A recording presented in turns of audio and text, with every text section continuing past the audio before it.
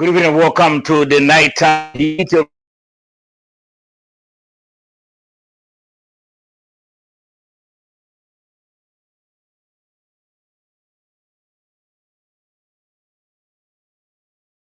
DC in Lofa County, where our dear president hails from. We are streaming live on Prom FM Morovia 105.5. Again, we are streaming live on Prom FM Morovia 105.5. Also, we are streaming live on our Facebook and our YouTube channel. Just tap Nighttime Heat. As soon as you do so, you're going to watch the show. And of course, we want you to share tonight's show because it promises to be very, very interesting. Tonight we'll have a grill with Maryland County Representative Anthony Williams. We'll be discussing with him. But before then, Liberian journalists, let me get it right, residing in the U.S., they have this organization called Agile. That's All Liberian Journalists Association. Uh, they will begin the 13th convention, that is tomorrow. Journalists in America so will begin that convention. And of course, I know you may want to know who's the president for the journalists in America. He's Joey Kennedy.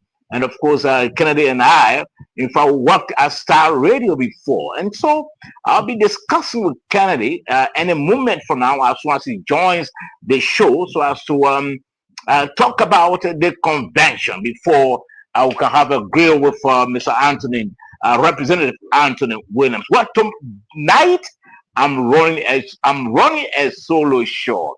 My two panelists, Moses Sandy, is attending the Alja convention, and so Moses wouldn't have the time. Likewise, George Kennedy. Kennedy is currently in a meeting, and of course, he would not have the time to join us as well. So tonight, I'm here, but I'm sure I'll be joined by Edwin Fambule. Edwin will be my teammate tonight, and of course, tonight we're going to have a very splendid show. Any moment from now, we'll have Joey Kennedy joining us from the U.S., and of course, we'll be speaking with him on the Jazz convention. But after which, we may likely also talk about the GSC audit. The General Auditing Commission has audited all those domestic claims, and GSC has released its report. We'll be talking about that. The reporter says that 88% of all those claims were all fallacy. So we're going to talk about that tonight. And of course, also after the grill with the Monserrato, that's not Monserrato, but Maryland County Representative Anthony Williams, after the grill with him, we'll also be talking about Liberia's energy sector. It has received a significant boost. There was a meeting recently in Washington, D.C., where the Minister of Finance and the Minister of Lands, Mines, and Energy, along with the LEC Managing Director, they were all in that meeting. And of course, a major deal was signed. And of course, the intent of that is to increase the availability, the provision of electricity. This government is trying its best. And so we'll be talking about that as well. And then that the House of Representatives, the House has agreed finally to audit itself. And so we'll be talking about that, what really sparked that decision. It has been around for quite a long time. Even the former Speaker for Nancy Kofa has been on that, making sure that the House of Representatives are opened up to audit. And so finally, they have agreed on the leadership of Rachel Corner. So very, very shortly, we'll have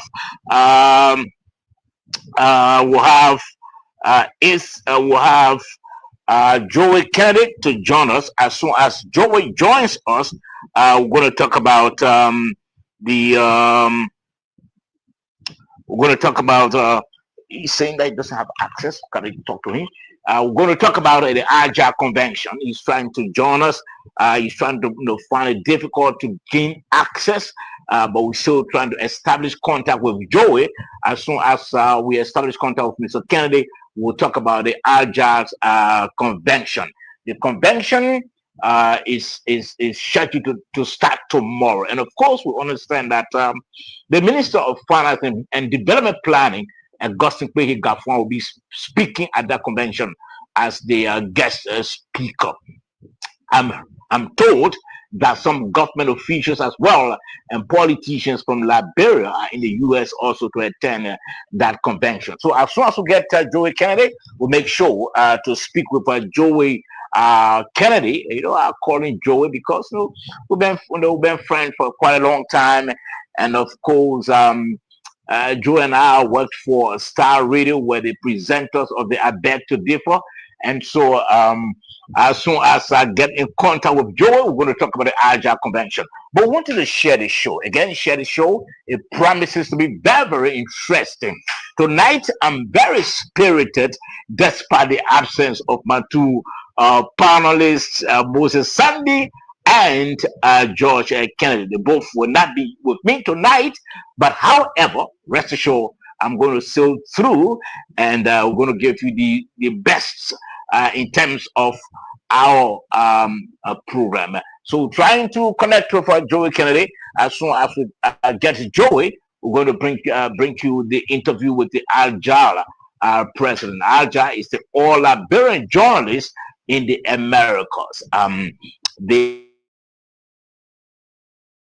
are beginning their convention. That is tomorrow. I understand they are beginning their convention, and so as soon as we establish contact with Joey, we're going to bring that interview with you with Joey Kennedy. Joey is the president of Agile, the All Liberian Journalists Association. Joey is the president. So as soon as we establish contact, we're going to bring you that interview with Joey Kennedy. You're listening to the Nighttime Heat right here on Prime FM 105.5. This program is also being relayed by Radio Gegema, that is in Nimba County, Radio Kwatiket in Bon County, and of course our Radio Wologisi in Lofa County. We are streaming live tonight as usual on Prime FM Monrovia 105.5.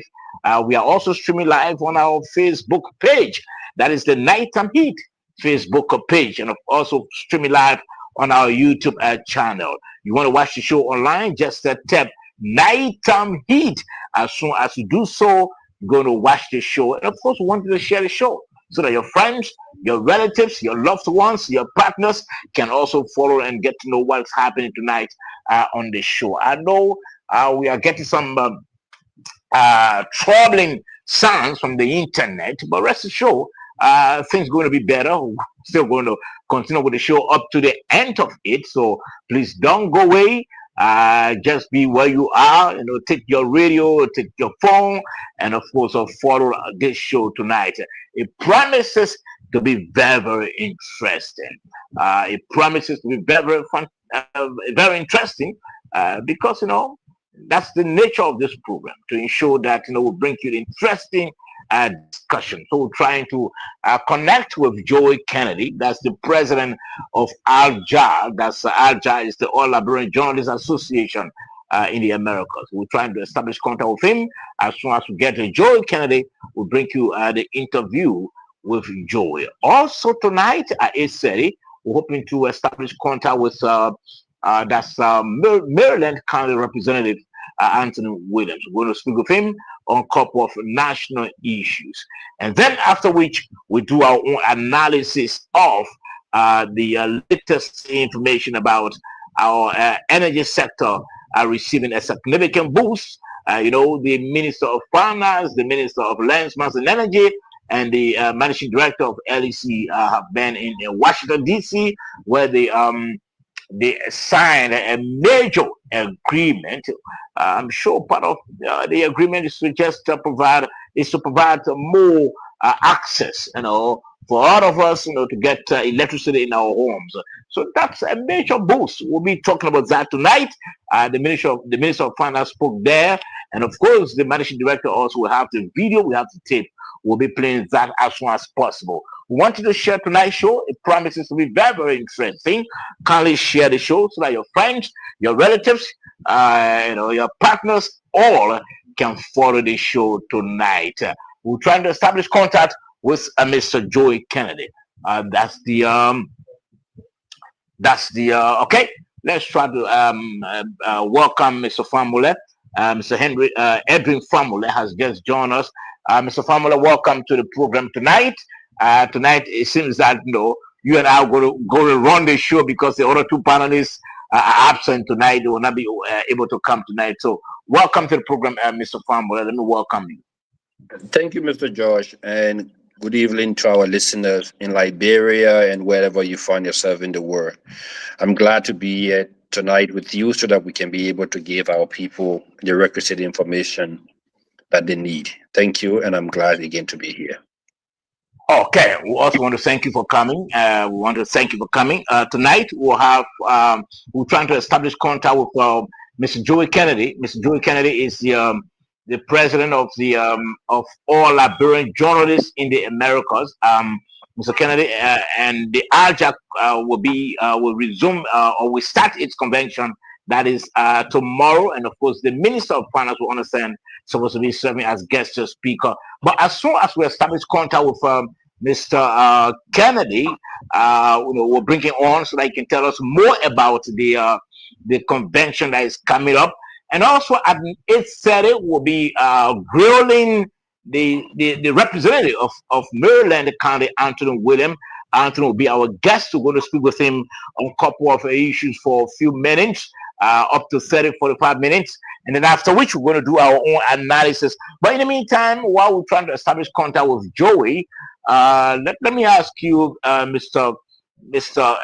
Famule, I'm sure you heard about the GAC releasing its findings in the audit of domestic debt. And as a result of the findings, we understand, as a result of the review of domestic debt, we understand the GAC has thrown out 88% of those claims being made by institutions, individuals, claims being made by them that government owes them. So the GAC has thrown out 88% of those claims. What to make of that?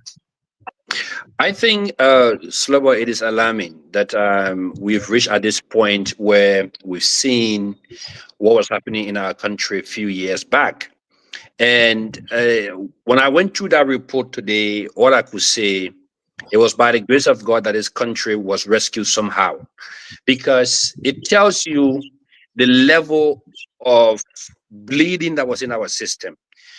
Whether we elected or not, and it is not because of individuals that were running the system, but it is a systematic thing that has been set up for a very long time, where people use these means of making money from the state. And I can remember many times Senator Darius DeLon were always on the issue of give us the list for the people that we think this country owes, let's verify it. And there was always a fight between he and the Ministry of Finance. I do believe that we need to go beyond this. We need to keep scrutinizing some of these debts that the country is actually incurring domestically, verifying exactly what were the work that these people do before they making claims, and also knowing what are they even own entities that actually perform these tasks for the government. Take, for example, I saw a name on that list today that just shook me. There was a little girl who I know very well who was just here in high school a few days ago. Her name was on our list that the country of Liberia owed her almost $1 million. And I was like, wow, this is alarming. And I think we need to go far beyond just the GAC releasing those lists. We need to talk to those who ran the system. Let's know how many people were paid in Liberia, and they identify what the work that was done. And if they cannot show us what work that was done, they should be asked to restitute this money, or we have to, take certain action against them. We can't keep going the same route in the 21st century. This is very bad for our country. Yes, I agree with you, Edwin. I think I agree with you. The GSC did extremely well because, and it was touching when I saw the lists of individuals who were asking that the government owed them. It was troubling, and you couldn't see exactly what sort of work they did. They did for the government, or what sort of work that they did at the time. But they were claiming huge amount of monies, and like you said, that's another way of people just trying to milk the government. And at the end of the day, they go with impunity. I think the GSC did extremely well to conduct that audit and realize, and it was interesting to note the GSC, as a result of the audit, was able to save the government over, I think, 7 million or something $700 plus. million, 700 million, 700 million. 704 Can you million. imagine that? Yes. Yeah, Can you almost imagine $1 that? billion. Almost $1 billion. So Yeah. if the GSC had not conducted that audit, you know what it means, man?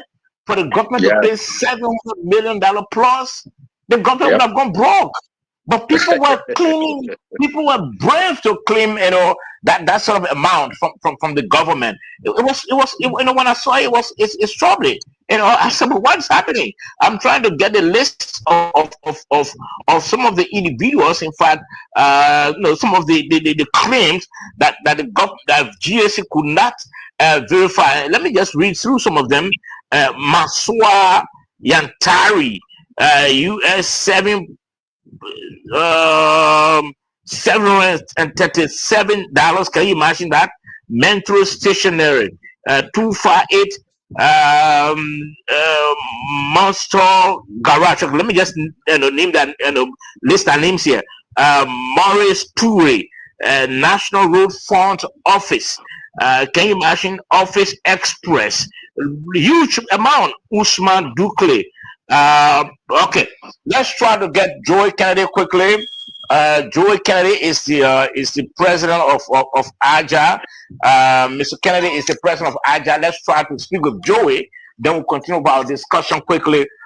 Joey will have to go. Let's try to welcome him to the program quickly. Mr. Kennedy, welcome to the program. Thank you so much, Saba George, and it's a pleasure to be on your show tonight. I'm speaking to you from a pool of delegates to the 13th annual national convention of the Association of Liberian Journalists in the Americas. As you may be aware, the convention is taking place in the city of Greenbelt in Maryland, in the state of Maryland, under the team,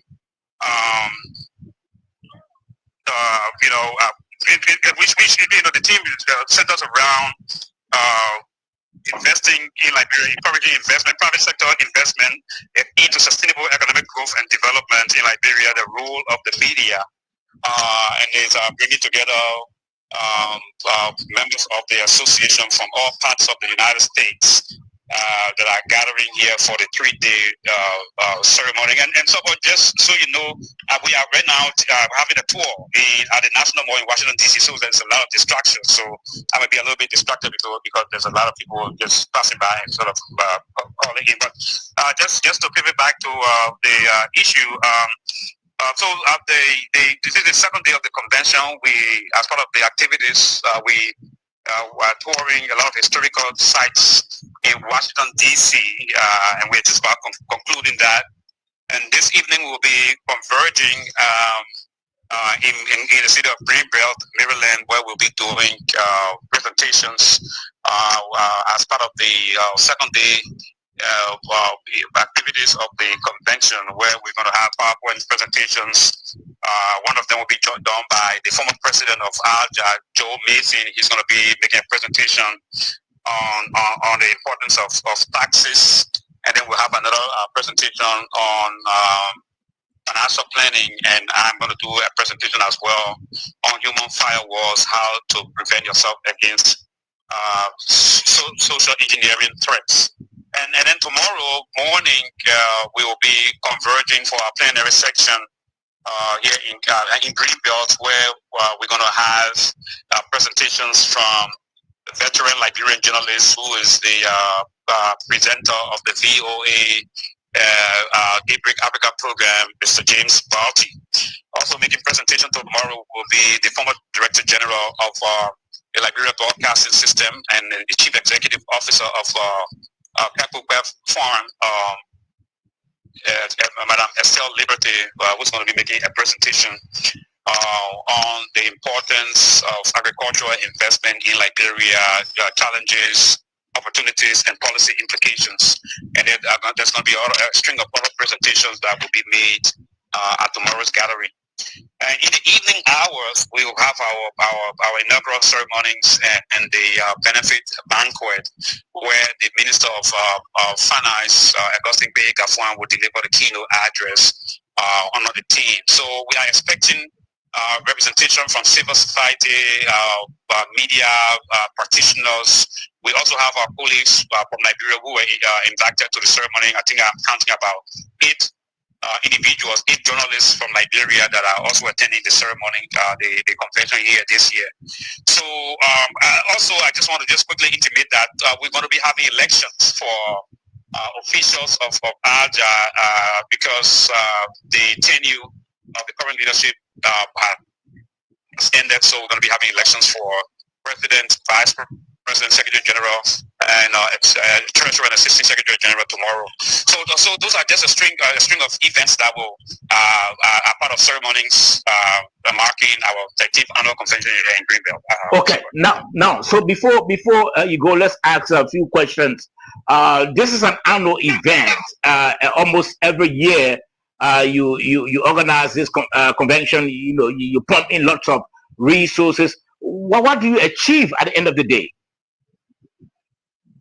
Well, there's a lot of things we achieve. So we sort of review our progress over the years, some of the challenges that we've had and how we can surmount them, and we strategize on and formulate programs and projects that will be both beneficial to ALJA as an institution and also to the Liberian media.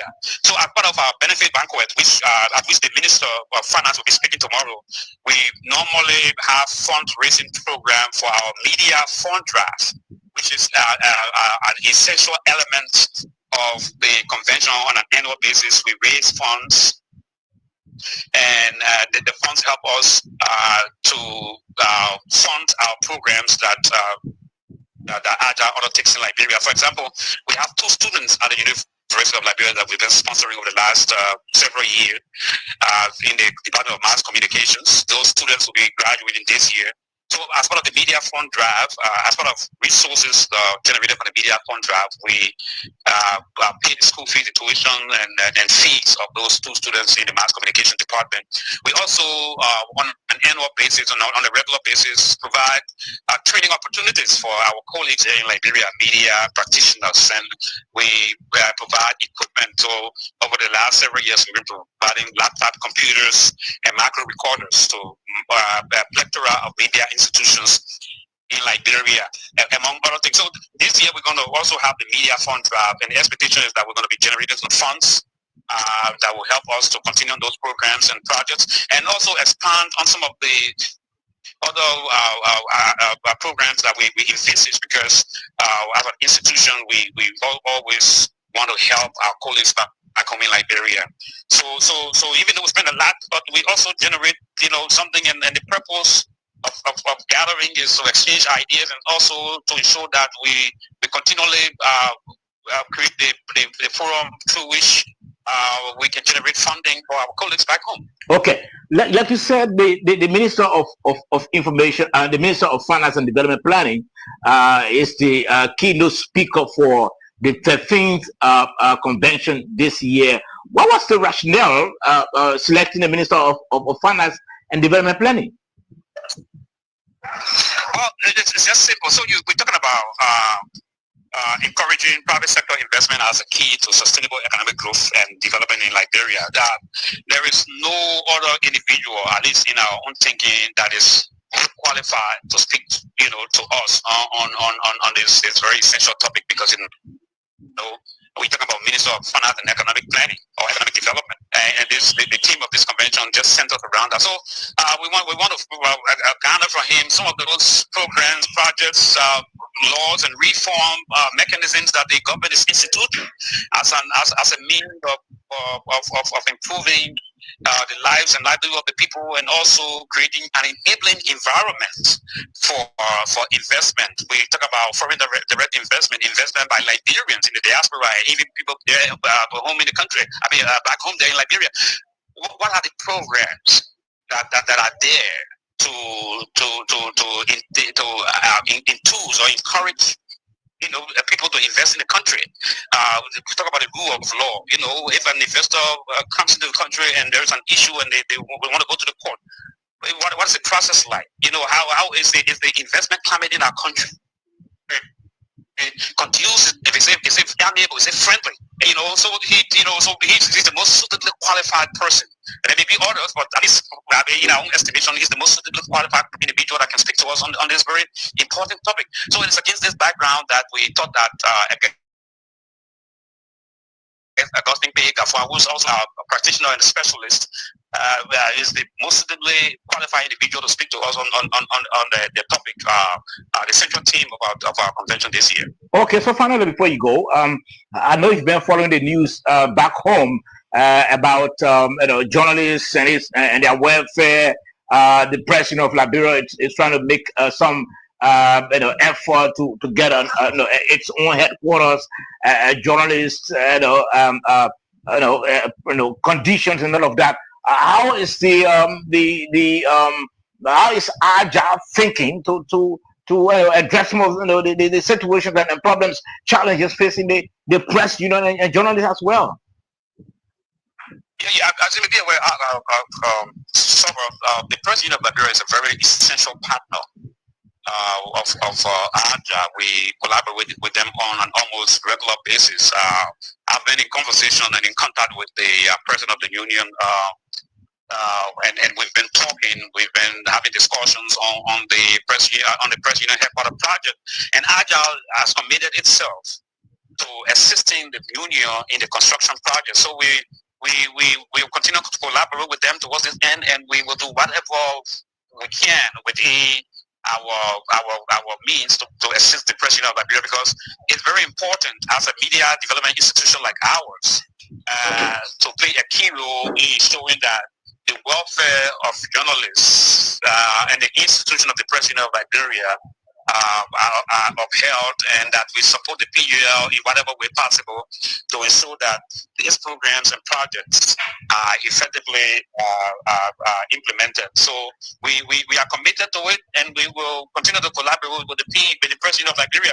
And then the expectation is that even next year, and the president of the union and I were talking about it, that next year is going to, at least we can have a delegation from the union coming in here to our 14th National Convention, so that you participate and speak to us on some of the constraints, the challenges, and the opportunities that exist within the press union of Liberia, and how not only AJA can help, but other institutions, other partners of AJA in the United States can assist in helping to support the union and the media as a whole in our country. Okay, Mr. Kennedy, thank you very much. We're hoping to conduct an extensive interview with you maybe after the entire convention, but thank you for taking time off a busy schedule. Yeah. Thank you so much, Saba, also for providing us a platform to provide some publicity for our ongoing convention here, and also hope that someday too you will have the opportunity to come and join us and talk to us, and just share with us some of the in Liberia, because you and I used to do this thing. We used to be in this thing together. Yeah, that's a fact. It's not radio. And so, how are people? What is it right now like? And how can we all help? So we'll be looking forward to that. But I just want to say thank you so much, Saba, and we hope that you continue on the good work you continue to do for the media in our country. Okay, thank you, Mr. Joe Kennedy. Thank you very much. Well, you're listening to the Nighttime Heat, directed on Pram FM 105.5. We've been speaking with Mr. Joe Kennedy. Mr. Kennedy is the He's the president of ALJAR. ALJAR is the Association of Liberian Journalists in the Americas. And of course, tomorrow, trying to join us now. Tomorrow, they'll begin. In fact, they started today, I think so. They started the convention today, and of course, like you said, they will have the Minister of Finance and Development Planning, Augustine Gafwan, to serve as keynote speaker for the convention that's tomorrow. Very, very shortly, we hope to establish contact also with the representative of Maryland County. We should have a grill with him, Representative Anthony William. As soon as we get him, we're going to start the interview with him right away. But Edwin, you were listening, I'm sure you were listening to the interview we conducted with the president of ALJAR, that's the All Liberian Journalists Association, and of course he was talking about their convention and the Minister of Finance serving there as keynote speaker. Did you get any takeaway from him? Yes, I did. And again, Slobo, I want to say a big thank you to the president there from the Association of Liberian Journalists in Americas. I think these organizations outside of the continent and outside of Liberia has played a major role and continue to play a major role in Liberia for the development of Liberia. And I was quite interested in the portion that he says that their convention, they want to encourage private sector coming into the Liberian economy. Also, they're talking about the area of agriculture. That's a very key area. Liberia has a vast empty land, arable land that we can grow anything that we think that we want to grow here. So if you can start encouraging Liberians and other nationals to come to Liberia and actually get into agriculture, that could create a lot of jobs. Just last year alone, China imported cassava in the amount of $600 million. There is no part of Liberia that cassava doesn't grow. So why are we trying to invest in massive cassava farm in Lofa, in Nimba, where we can be part of that particular portion of the import that China is taking from Vietnam, from Indonesia, and other parts of the world? We can grow cassava here. Why can we invest into avocado? The stuff they call butterpear is in demand, even in the great United States. You know, so we sit in abundance, and yet we are still poor because we are not thinking.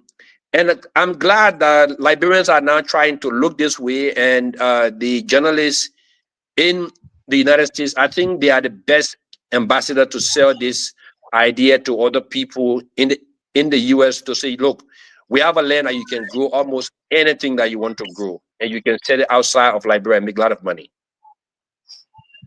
Okay, so we're still expecting to be joined by Representative Anthony William. You know, he's from Maryland County. He has a couple of issues that we want to talk. There are a couple of issues that I want to talk with him about. As soon as we establish contact with him, we're going to join him in the interview. But before the interview with Mr. Joey Kennedy, the president of ALJAR, we're just talking about the GAC audit it conducted, the audit of the domestic debt, and of course, I was reading some of the institutions that were declared invalid. You know, their claims were declared invalid. The National Road Fund Office on Verified Claimants and Vendors, Office Express, another institution, Protector Security, another institution, Rosalind Wille Ben, an individual who could not verify her claim. The Association of Former Elected Legislators, they too could not. The teacher, children and son, could not also Thunderbird Corporation. They too could not verify their claim. West Africa, they could not. Is an institution. They could not verify its claim.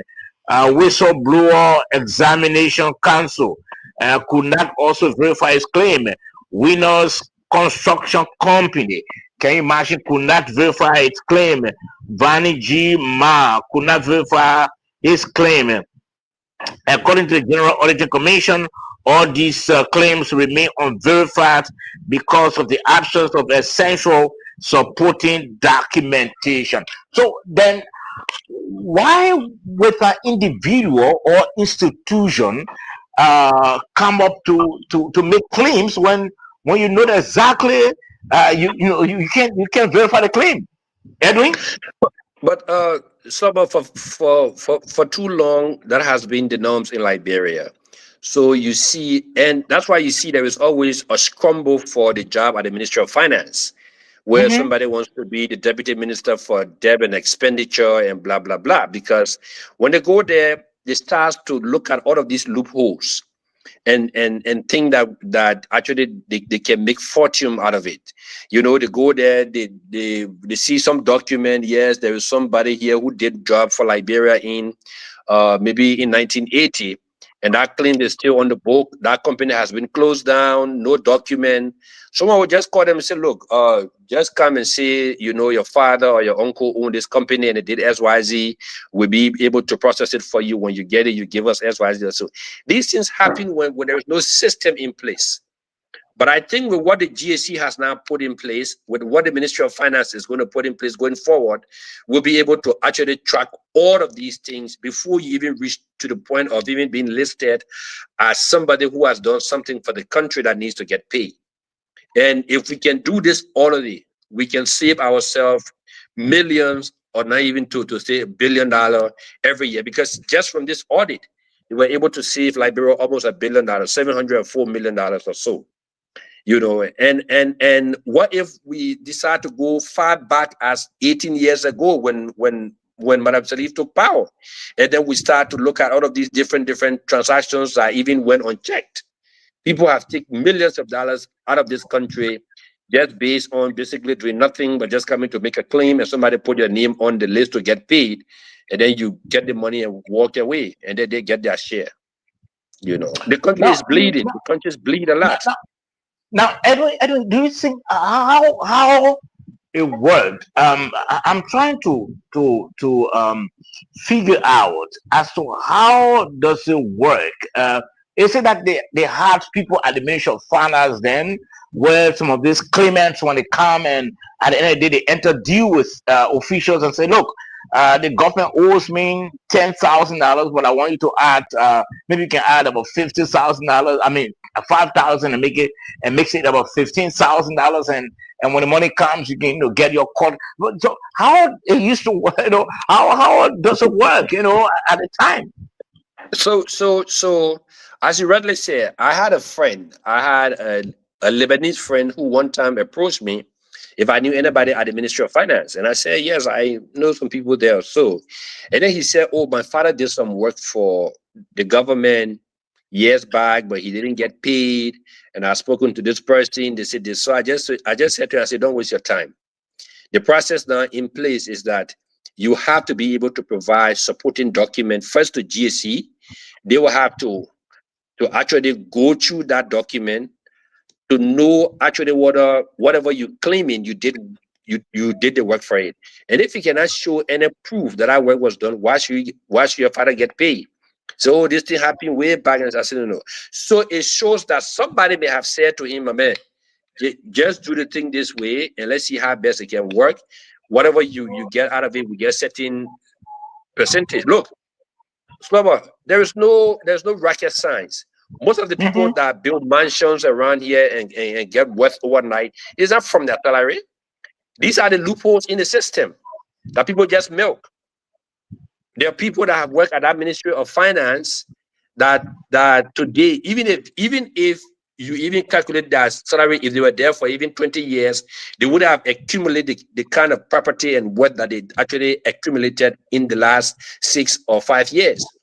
So it shows that we have serious leakages in the system. And like I said, we just shouldn't we just should not compile these reports and lay it down. We need to go after the people who were sitting in these places and find out what were some of the debts that were paid, whether we can actually verify that these people actually worked for Liberia. If they didn't do the work, they have to restitute, or those who actually made those payments should be held liable for it. We can just keep doing the same thing over and over, and expecting different results. Okay, so let me try to read this message. I'm sure we've been joined by Mr. Anthony William. We're hoping that Mr. William can get connected well, so that we can bring him on the program quickly.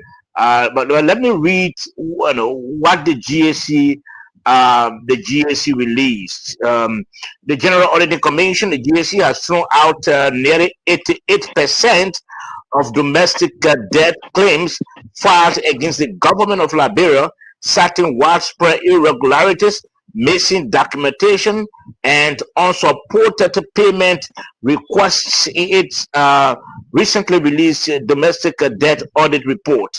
The audit indicates that these findings could save the country more than US 704 million. Can you imagine? Covering claims submitted by individuals, contractors, financial institutions, and service providers.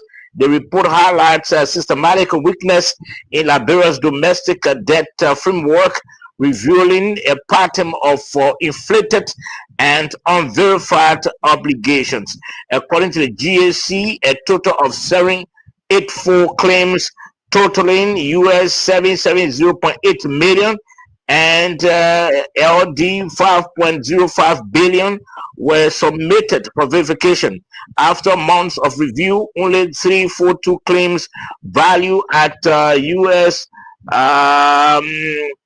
921 million and LD 259.4 million were validated as legitimate.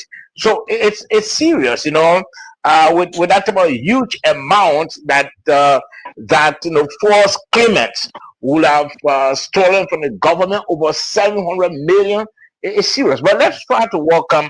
But before we welcome listeners who want to share the show, our viewers also share the show. Kindly just go online and tap Nighttime Heat. You're going to follow the show on Facebook and also follow the show on YouTube. We are also streaming live on Prime FM Monrovia 105.5. Tonight we have Representative Anthony William. He's our guest tonight. Anthony F. William. He's from Maryland County. He's our guest. We're going to talk with him for some minutes, and then after which we'll continue with our analysis tonight. Analysis of issues that are trending, in our country. But let's welcome Mr. Representative William quickly to the program. Rev, welcome to the program. Thank you, Sabo. Thank you very much. Thank you. The great Tony. Yeah. Vamos. What's up, Anthony? Welcome. I'm bad, brother. I'm bad. How's everything? Well, we're doing great. We're doing fine. I know. Yeah. Good seeing you, man. I didn't know you're good to see you too, brother. Oh no. I'm here always with Slobo. Mostly Monday, Monday, Wednesdays, and Friday. I'm always with him and the other guys. That's good. Yeah. Okay. And Slobo, the honorable is he's my former schoolmate. We're schoolmates. Very good friend. Yeah. That's good. I know. Former schoolmate. Yeah, Tony. Yeah, okay, bro. Yeah, man. Nice to see you, man. Nice to see you too, brother. I know. Okay, so let's start the ball rolling. Representative William, first, I just want to take you back.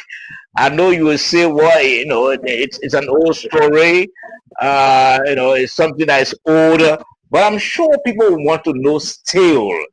The position you currently occupy, from your county, Maryland. It used to be occupied by a very influential and a strong citizen of your county. In fact, a man who served as former speaker as well, Buffer Chambers. That's the position you are currently occupying. Let's just bring us up to speed. How did it happen? Defeating such an influential, powerful individual. Just give us an idea. How did it happen? Well, thank you so much, and then I thank you very much for bringing me on your show.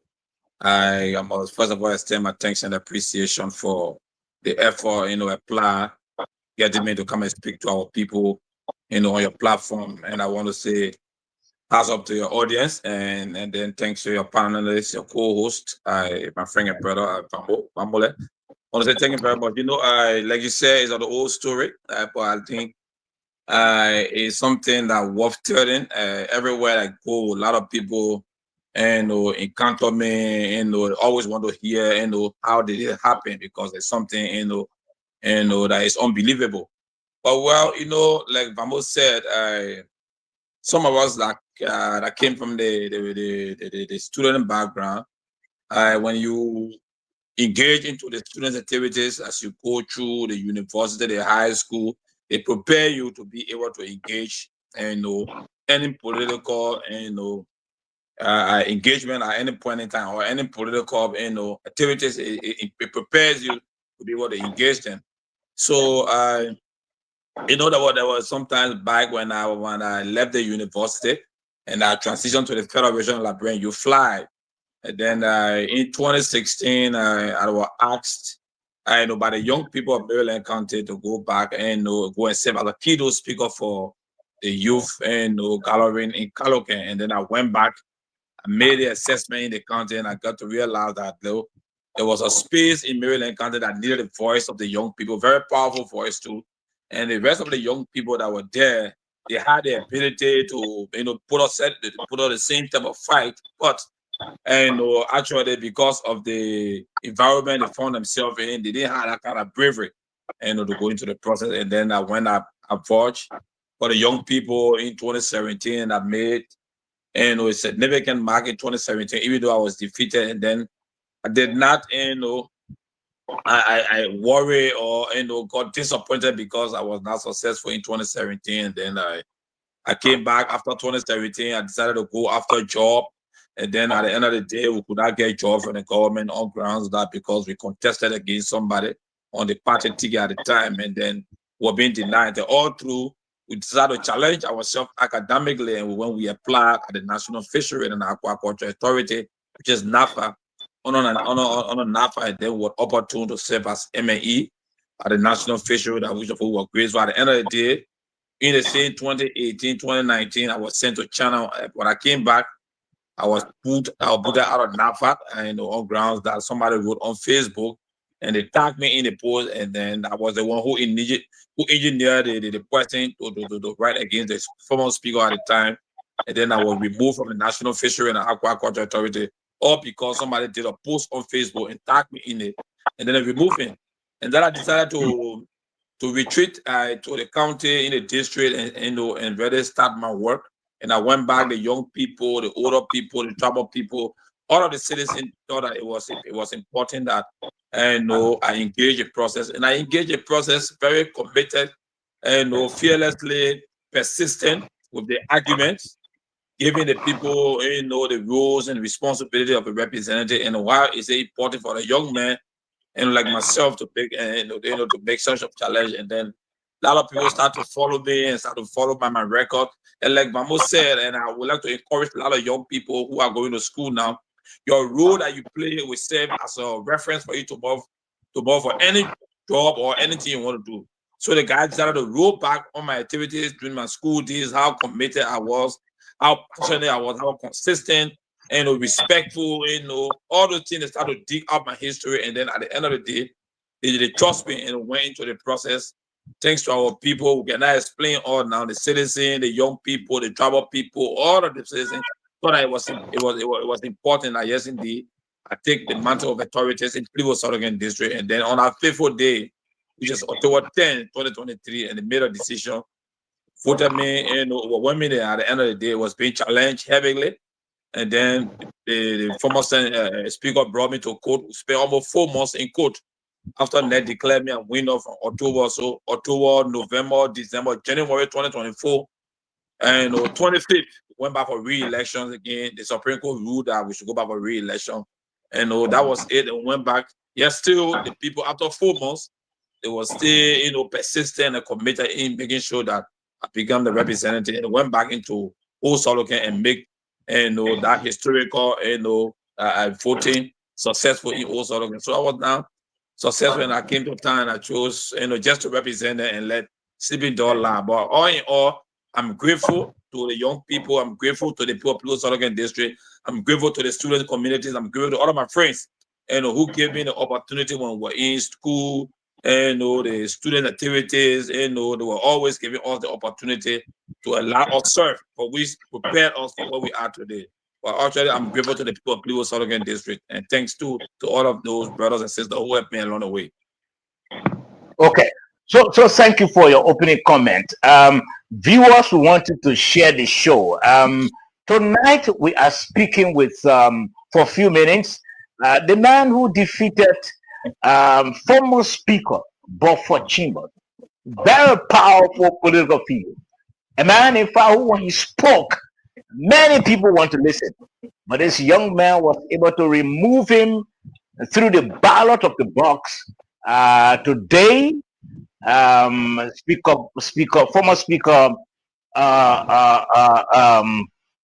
Speaker, are you calling again? Chimbos is no longer at the legislature because of this young man. So we're trying to go back first into his closet, and then we can talk with him also on other issues. Now, you said 4 months he brought you to town. You went to court, and he took you through the rigors of court proceedings. Something that I'm sure was the first time going through. Since your ascendancy, since you occupy the position, have you been able to meet former Speaker Beaufort Chimbos for to sit down and talk? No, obviously, no, I've not been able to see him. He's been very, it's very difficult to see. After the elections, all those that got defeated along with him, because he all of the time I spent in court for almost 4 months, and I took what technically March 2024, because January 25th went back for re-election. February, my father had to bury my father in February, so I came back in time March. So after technically I took office in March 2024. So after my ascendancy into office, I thought that it was important that we first of all conduct a reconciliation. We extend a hand, a hand of peace to those who got defeated in the process, and went back to the district. We tell what we do. All the other candidates that was defeated in the process were all available, happy, scratch our hands, and we shook hands and we laugh. And right now, all of us, we are working, but only he have been very scarce. You have not had the opportunity to even see him. You call him, he doesn't pick up the phone, So for us, we are revolutionary. Like I always told people, in politics, you will not get 100% reconciliation. You just try your best as much as possible to be able to do what you can do for what you are being elected for. So we did it. We reached out to all of the candidates. We had a big reconciliation, gathering, went back and appreciated the people in all of the towns and villages, even around the Africa area, went to tell people thank you. And then we came back, we started the work of the people for which they elected us. So we have not had the opportunity to meet. But I'm sure one of these days, and like I always say, one day, maybe we will meet. Okay. Now you said, we heard from some of the citizens in Maryland County that Mr. William was just a money exchanger. He was money exchanger, and this a money exchanger who beat Beaufort Chimbos, who defeated Beaufort Chimbos. That was the song. We heard people singing in Maryland. How true is it? What I saw about like my brother Vamos said, when you're coming up as a young man, there are too many for us that didn't come from any kind of solid financial background. And when you're coming up, you get involved into a lot of activities so that at least to be able to provide some ends meet for yourself. But actually, the manner from in which they carry the story, it is not the actual story. I was not a money changer, I was not a money changer. But actually, I sold gasoline before, along the streets. I was the president for the petroleum dealers, gas sellers, way back during the land. I not even entered school yet. I was selling petroleum, gas, a lot of in a jar. Whenever you selling in a jar, you'll be changing money to get a US and go buy your gas back. But actually, I was not a money changer. Actually, I was a fire brand student, moving into the process. I think that could be a best nomenclature. But whenever you defeat somebody to make the person to be, to appear more common, they got to look for the simplest thing to use it for the person to look, to look very much demeaning. So that's why they want to grab the money changer and say, oh, a couple money changer beat them. But actually, I was a revolutionary and student activist from the university, very strong, entering into the process, intellectually prepared, academically ready to take on anybody at the time. I was that money changer at that moment. I just left the National Fishery and Aquaculture Authority in NAFA when I went into that process when Chimose moved me from the place. Okay. When you were announced as winner of the election, did it come to your mind that you have demoralized a strong political figure like Godfrey Chimose? You've demoralized him. Did it come to your mind? Well, for me, the word demoralized is strong. I think when I was announced as a winner, I felt within myself that look, the people have spoken, and then another person has served, and I think they have reached their cut-off point, and there's a need now for another person to step in. I strongly believe as a revolutionary, I believe that whenever you serve the people, there's a time for you to leave, and there's a time for you to stay. I feel that was the time for you to leave, or just like Africa, leaders found it very difficult to leave a stage, and that was the reason why the post standard that kind of caveat to him. But I'm not thinking that he was being demoralized. I just feel that democratically speaking, it was a time, and he just needed to essay the position for another person to step in, and that was it. You think they elected you in because Godfrey Chimose was not doing well for them? Obviously, that was one of the factors. They took over somewhere around from Madame Salif time, and like I said, technically around Judy Bryant time. The 3 years that Judy Bryant stayed for, they were around the governance structure, and then they got elected in 2005. From 2005 all the way to 2017, you come to realize that they have spent some time there from 2017 all the way to 2023. If you put the achievement of he in terms of analyzing the role, the responsibility of a representative, and what he or she needs to do for the people, when they look at it, comparing the years, and they feel that obviously he did not do anything substantive, but we to carry him for additional 18 plus another 6 more years, to give him. So the people thought it was too much for him. The 18 years was too much. There's a need. They needed a new breed to come into add more value and what called development to the district, and have been lacking over the past of time. Okay, so let's Mr. Fambula, do you have any question for him? Because I want to also go into some national issues now, talking about the audit, the GSC audit, and in fact a bill that he put forth. He's trying to advocate to ensure that certain things happen for the people and also for our people nationally. Do you have any question for him? Because I want to come in quickly. Well, certainly it is not a question. It's just, a commendation to a good friend. And I also have a background from Maryland. My mother is from Maryland County, the late Mother Mary Ann Brunel.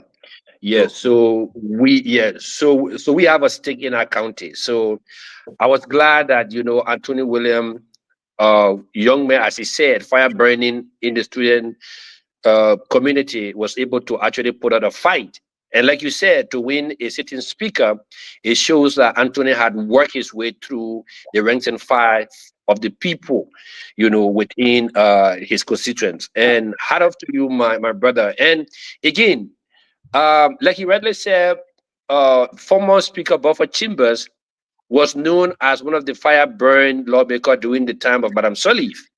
But when he became speaker, he became very cold. Aside from that, our people in Maryland was not feeling his presence. I went to Maryland many times. I went to Plebo because we're doing some work in those areas, and you could hear the complaint. But what Anthony and others have done is that, look, leadership is not about you. It's about you trying to make sure that you serve the people. You can be speaker and you think you're supposed to just be in Monrovia. During the time of Speaker Buford Chambers, when you're going to Maryland County, you have to pass through Ivory Coast. You can be the sitting speaker of a county. Your county is cut up from the rest of the country almost 6, 7, 8 months. When the rain starts, your people have no access to Monrovia. I'm glad today that the likes of, a young man like Anthony Williams and others are pushing everything. When you hear this guy debating on the floor, you know that, we're getting somewhere. I'm glad that you are there and keep pushing. Thank you. Thank you. Thank you, Mr. Pamela. So let's begin with you on this national note. You from the lower house of our legislature, the House of Representatives. I'm sure you heard about a work done by the GAC to audit claims that people were making on the government, and as a result of those domestic debt audits, today the GAC was able to save the government over 700 million. A very good job done by the GAC. But what's your take? You from the lower house. What's your take? Let's hear from you. Well, thank you very much, Sobo and Vamu. The current Auditor General, P. Gaswa Jackson. Gaswa is a good friend of mine. Is somebody that I know very well. We worked together before, and then when they appointed him, I had no doubt. I knew Gaswa was going to work. GAC. It is that integrity house in this country that need to really help the government move some of these government parastatals, forward in making sure that they should be able to follow the generally accepted accounting principle, which is the GAAP, and as well as the auditing principles. Almost similar thing John Modu was doing in that place when he came. John Modu made that place very active. He made that place very, respectable. John Modu made that place, like everybody wanted to be an auditor in this country. Almost the same thing that Gaswa is doing. That I just want to give him, a pat on the back and appreciate him for his work. Basically, with regard to your question, when I read through the documents, Gaswa want to do an analysis from 1980 up to 2024 in terms of the government, in terms of debt, that people are owed to companies, they owe to individuals. And then he provided the analysis to do that audit, and today he was able to come up with a report, fearlessly, and without thinking about, this person is my friend, or the other company, if this is the big man company, and we're able to bring out, the analysis that said, look, after 44 years, of government being indebted to these people, we have realized that these people that have claimed that government owed them, government got the one for them, that information is not true, and this group of individuals, government is no longer, responsible to pay them. And he was able to issue such an audit report that's not able to release the government on over $7 million plus. I think that is commendable. I think that's something all of us we need to cherish. We need to make sure we give the GAC the kind of a needed support that it needs. We also need to take the report and be able to interpret it in different corners, different platforms. And I want to say thank you too for also flagging on your platform, making sure that the work of the GAC is also appreciated by you. Now, I know that whenever the GAC release such a report, other people come out and will say maybe apparently GAC was not fair enough. So the best thing they can do, they can just make option, they can make use of the judiciary system.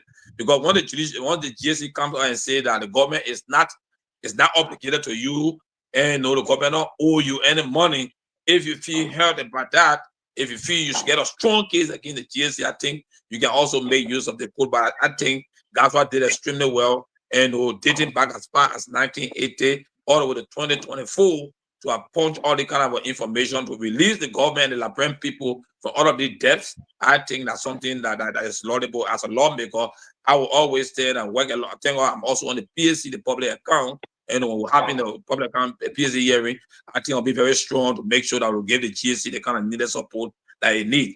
Now, the report that have been released from the GSC, I think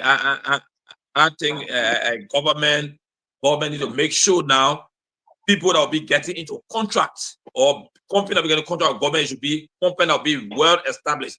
I can tell you, I Stobo and Famo, I usually sit in the budget room.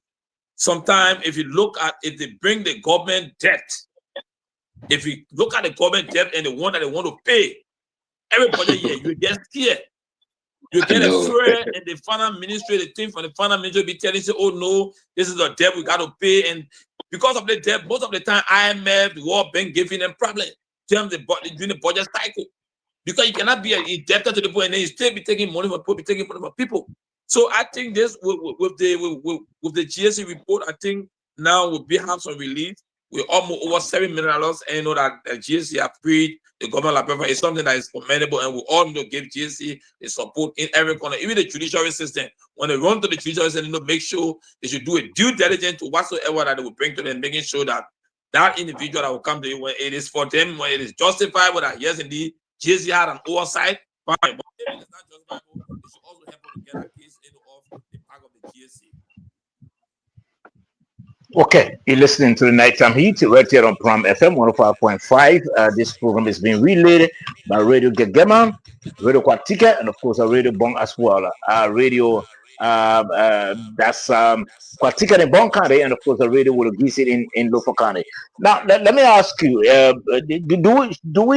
should we leave it at that point?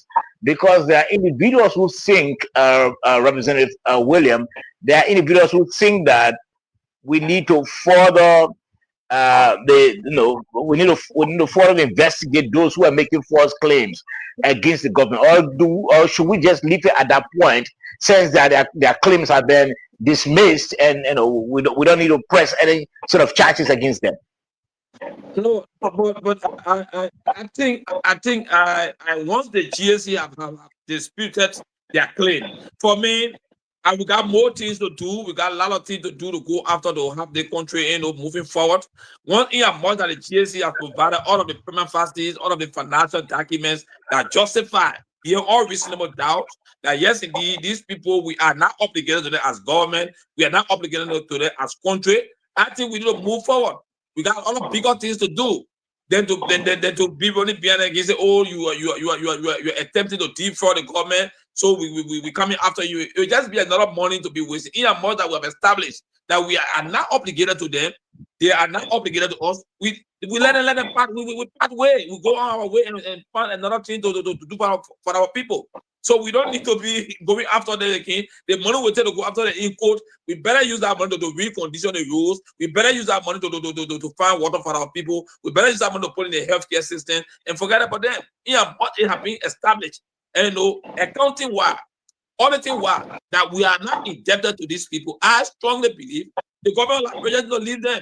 And say when they want to go to court, they will go after them in the court. But for all the years have established beyond all reasonable doubt, we don't need to waste our time to say we're going to court, we want to go after them. Yeah, but we didn't pay anything to them. And say we're going to pay them some money, then we say, oh no, gotta go after them for the money. Yeah, if the years have established, we have not paid them. We just informing that look, your claims are false and misleading. They are not justifiable. So on the basis of that, government cannot pay. I feel that we don't need to go after them and let just pay as it is. Okay. Talking about audit, let's try to go into your house. That's the House of Representatives. Where are you from? We understand finally the House has agreed to open itself to audit. That has been the one of the argument that have been proffered by the former speaker for Nancy Kofa. So finally, we understand people have agreed now for the house to be audited. But what is the rationale starting that from down rather or further down? Rather, you want to start from I think 2012. Well, from my own.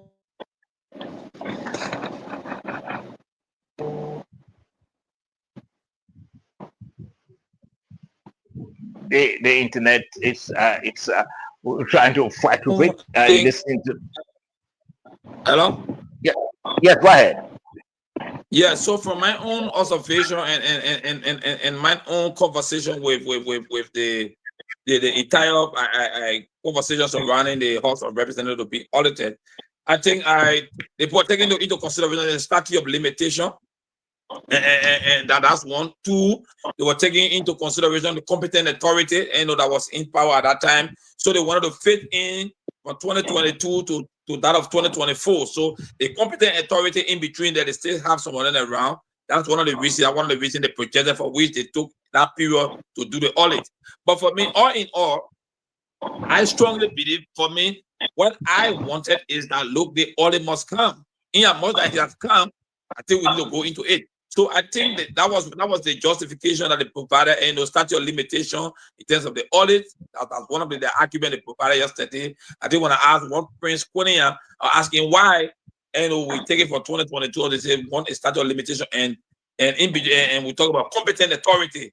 But I was arguing yesterday in session. I said, look, if we want to do the audit, why can we audit from 2023 to 2024 as a one audit? From 2024 to 2025 as another audit, they will hold this competent authority in between, the term for 10, because from 2017 to 2023, that one period there, the whole government there, they will audit that legislature, which is the 54th.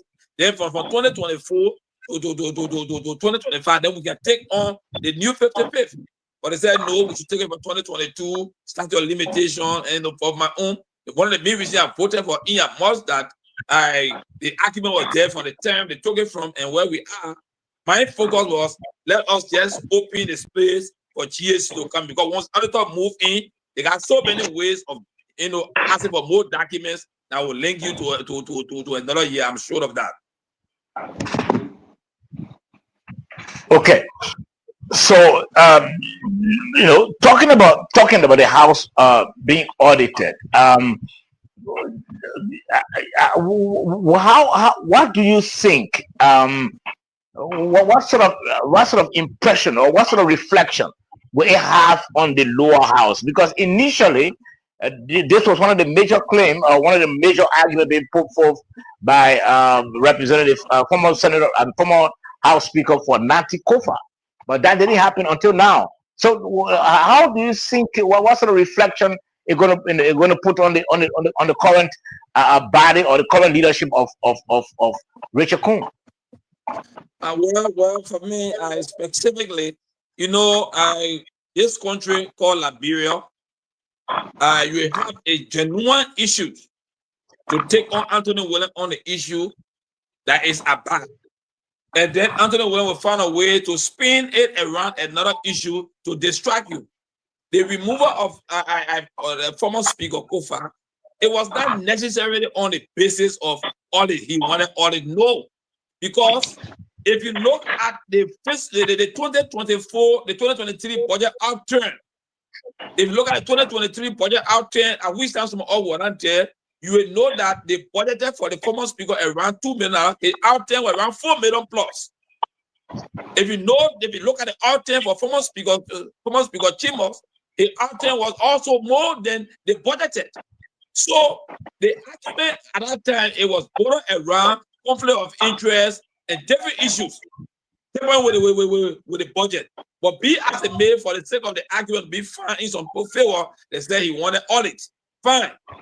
But right now, the House of Representatives, so some of us, technically I've been there for March. So if you check from March 2024 to March 2025, that 1 year, from March 2025 to current, I'll be there somewhere around 1 year, 7 months, 1 year, 8 months. So I support the audit. And almost vast majority of us that in that place, we are all new. We only taking our salary. So the audit coming to the house, I think that audit is something that all of us we pay yearning for, we pay asking for. You lawmakers been pushing for that audit to come. So now that it has been accepted, for the GSC or whoever financial house to come in and do the cleaning in the house and do their financial audit and do their system audit, I think after the audit, all of us now will be set-free because of that audit, other people using it to project themselves, like they say they are sin. They use it to project themselves that they say they are demon God. So I think it will now be good. Now that we have agreed, we have voted overwhelmingly yesterday that the audit should take place in the lower house of representatives. I think for me, I have played my part, I've supported it, I think it is okay. But I show that when that audit is conducted, it will set a clear picture about the house. It will set the leadership, and aside whether they will be a corrupt or they will be distinct, the audit will tell us. But I think most of it encouraged by the current speaker, the current deputy speaker, and all of us are head committees to most of the courage to make sure that we allow the audit to come. I think that was a kind of how you call it. It was a huge mark that we make, on Thursday for us to allow the audit to take place. Okay, do you think the Senate needs to follow as well? Come again? Do you think the senators or the Senate needs to follow as well? Oh, obviously. The house, they are two. They got the upper and lower. Whatever takes place at the lower house, it must go to the upper house. When bills come at the lower house, we pass it, we can send it to the upper house. So when we audit the lower house, the upper house must be audited. And you understand it? But they have their own way of doing it. If they accept it, fine. But for me, just to have a clear playing field so that misinterpretation, misconception about individuals in there who have built that integrity over the years, and they want all they cannot continue to think our integrity. Even when we're working in our district, we're making some significant strides, big impact because of the audit that we are not aware of. We did not tamper with anybody's budget. We didn't tamper with anybody's money. They put all of us into one cartoon or one into one quadrant and claim all of us that we are corrupt. So I'm strongly believe that if the audit is conducted at the lower house, whatsoever findings will come out, it will tell you who are those people that have been caught up in the audit opinion. So right after us, I'm sure the Senate too will take the lead. Okay. Now, what is this issue with buying vehicles for your COS? Do you buy that idea as well?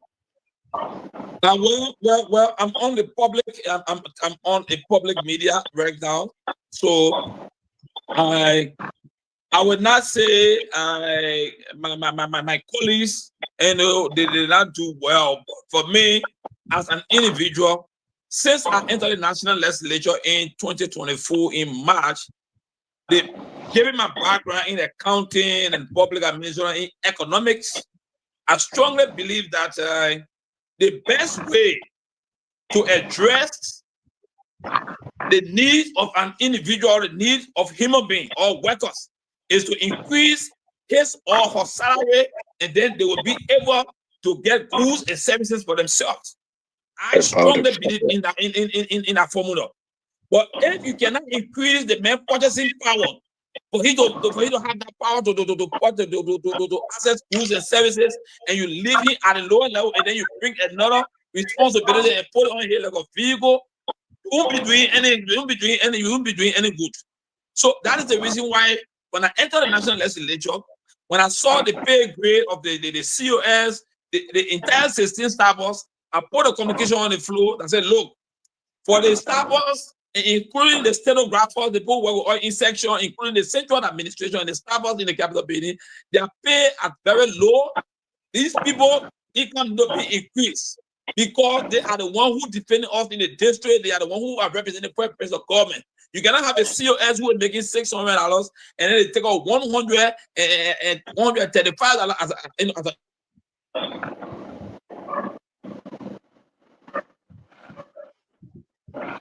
Okay, so you're listening to the Nighttime Heat right here on Prom FM 105.5, Income or tax. better still. You know, so I said to them, I said, look, it will be better. It is not good for the salary the workers are taking in the capital building. It's very low. So what we do is that let us increase, the salary. Once we increase that the income, they will have the purchasing power. They will get their goods and services. So it is that path I've been pursuing since I entered the national legislature, and I continue to push it. I think gradually now, the current election have accepted that this coming 2026.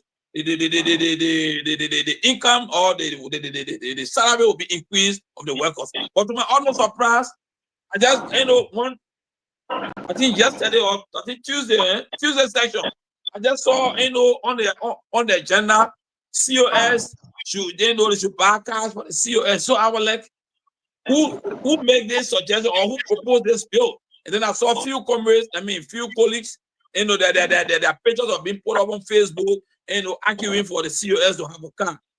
I'm not against COS having a car, but first thing first, I strongly believe I have formula in there. We're not in government, but when you increase my income, I can buy my own car and I will be able to manage and service it. But if you cannot increase the main income, you just give me a car. He has children to pay that school fee. He got rent to pay. When the car's poor, who fixed it for him? They may stay at a lower level. He's not taking anything home. He's making 500. He's making 400. Why would he buy gas to put in the car? When the car's poor, how will he fix it? So that is my position on the identical bill or that suggestion of the colleagues that know, first thing first is economically speaking, increase the purchasing power of an individual. He or she will be able to go after the goods and services that will add value to their life. But if you don't do that, you leave them in that impoverished condition and you add another thing on them, you don't be doing any help. Okay. All right. So very shortly we'll take leave of you, but just few questions. You try to proffer a bill, Representative Anthony F. Williams. You trying to proffer a bill. What is the essence of that bill that you're trying to proffer in the House of Representatives? What is it that you're trying to seek? Okay, well, thank you very much. Let me take my time to explain this bill. When we were in the youth and student community, there were certain things that was serving as an impediment for us. We thought that it was not good for government. So when we came to government, we decided to address those things gradually. So when I entered the House of Representatives, the first bill that I partnered with was the bill through Samuka and Muka. There's a 14 representatives and I that had to do a technical and vocational education commission, to have one commission that will put all of the technical vocational school together to be able to regulate them. Because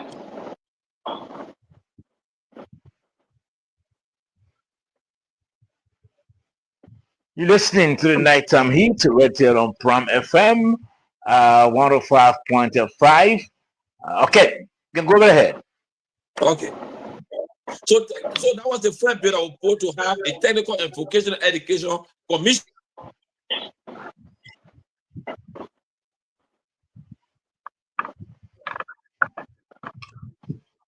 Okay, I think it's yes, go ahead.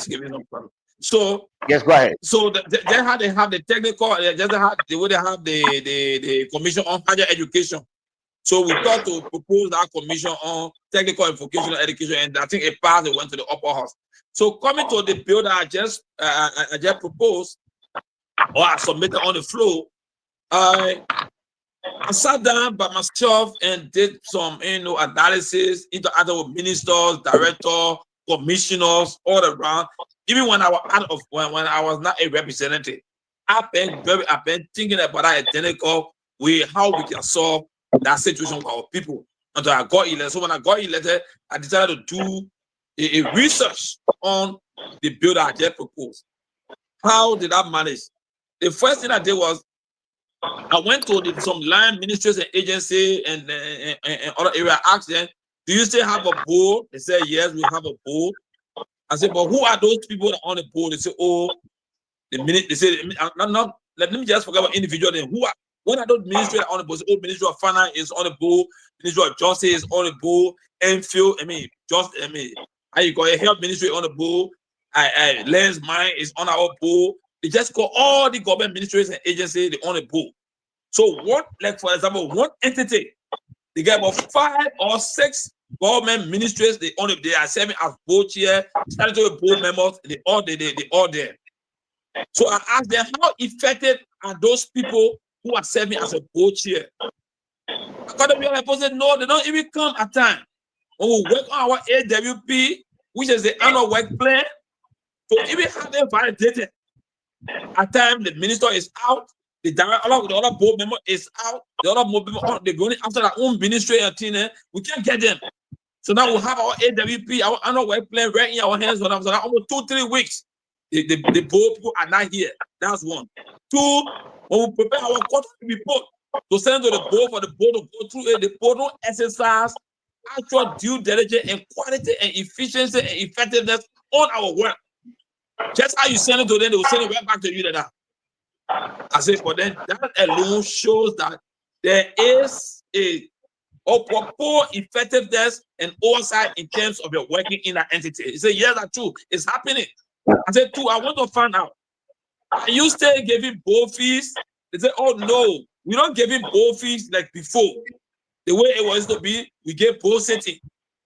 There have been the code of conduct, or there was how you call it, executive order said we should not get a board fee. But this time, the board fee is being passed through scratch cards and being passed through gasoline. We use sometimes funding to request the finance minister to take off stationery. We say we want buy stationery, we put that whole bulk of the money. When the money comes out to buy stationery, then we package it and give to them for their board setting. And so they say, they say, oh yeah, they can send for it. So I said, but if that is the case, then I think the bill that I'm about to work on, the bill would make sense. That was the second. The third one, I asked them how the board chairmen, how can they manage? Can they be of help to you as an entity in terms of sourcing out money for you or going to places making case on your behalf to get funding as a board chair, as a board member? They said, no, we don't.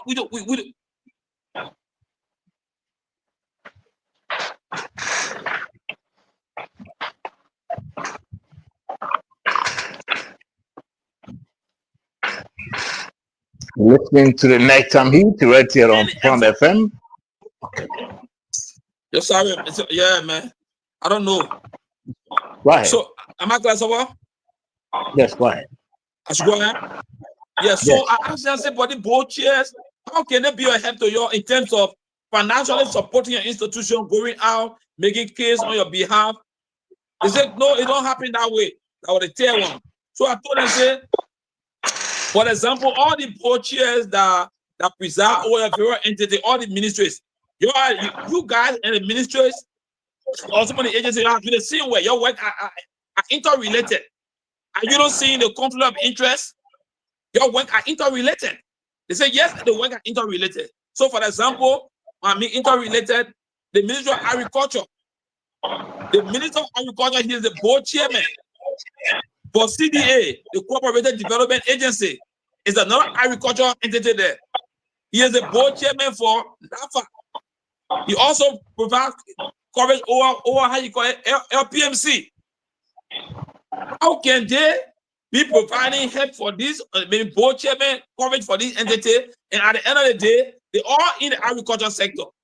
When there is an argument for money to come to the agriculture sector, do you think the agriculture minister will agree for that money to go to CDA, for it to go to LACRA, for it to go to NAFA? Obviously, he will not do it. They say, yes, that's true. Then I left it and decided now to come back to the budget room. Because currently I sit in the budget room when I was discussing the budget. So there was that time in 2024 budget. We were discussing the budget.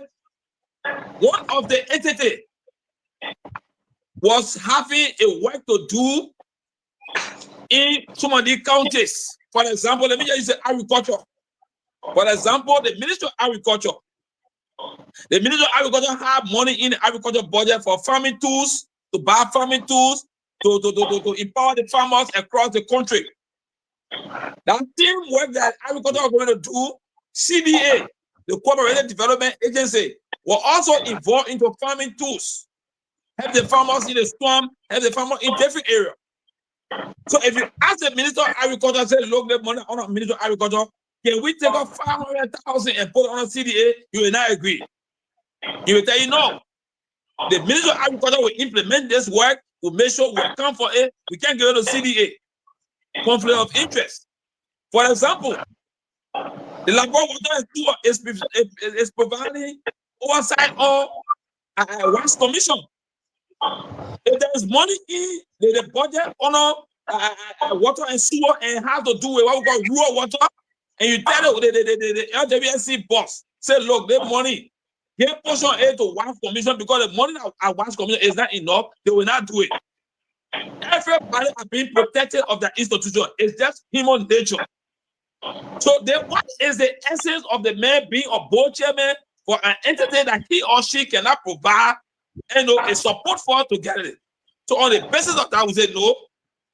The president of the Republic of Liberia must enjoy his Article 51 to appoint anybody he wants to appoint on the board, but it should not be government officials. There should not be a seated government official. There should not be a statutory board member. It should be an independent person like someone who is now working in government. He will have the time to go for board meeting. He will not start. He will not stagnate the very workings of the entities because someone is free. When they say board safety, he will go there. Unlike the foreign minister who go from country to country, he on enfield board. The justice minister the same thing. So when this part out of the country, they stagnate the institution. It's not only there when the foreign minister is not there, when 2, 3 board members are not there, automatically you can't work. And so many entities you must get 3 board members or 4 before you can effectuate anything. So if 3 or 4 ministers are on your board when they go out, how do you manage to do your work? How will you manage to do the work? So we said no. We will make sure that let the president appoint people who are not active government officials in this country. We got educated people. We got people with PhD, with master, who can preside over all the entities as co-chair and to do better. So you can get one foreign minister over 4 boards, one justice minister over 5 boards, and we got people who been in the security sector for long they here.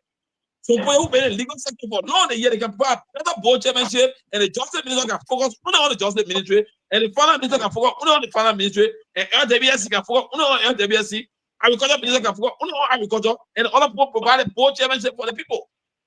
So if we give us time, productivity, we will make sure we have the time to quality check the people. But you got one man. Okay. So finally, before we take leave of you,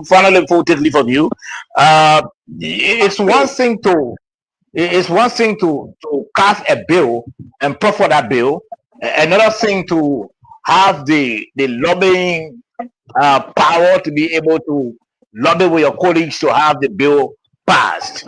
What's your capacity in terms of lobbying?